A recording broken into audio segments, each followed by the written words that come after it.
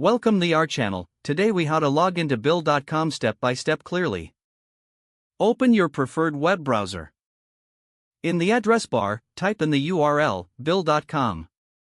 Press the Enter key to navigate to the Bill.com website. Once the home page loads, locate the Login button in the upper right corner. Click on the Login button. You will be directed to the Login page. Here, you will see fields for your email and password. Enter your registered email address in the first field. Proceed to the next field and type in your password. Once both fields are filled, check for any errors. If everything looks correct, click the Login button.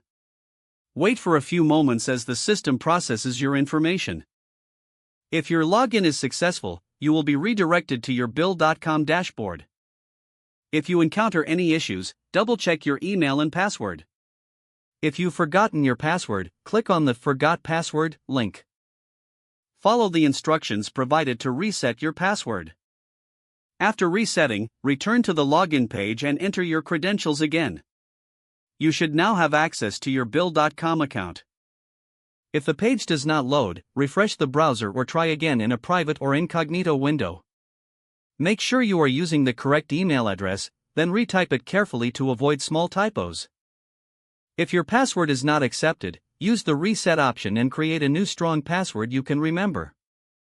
Check your spam folder for verification or security emails, then complete any requested confirmation steps. Enable two-factor authentication if available to improve account security and reduce unauthorized access risk. After signing in, review your profile details so your contact information and settings are accurate and current.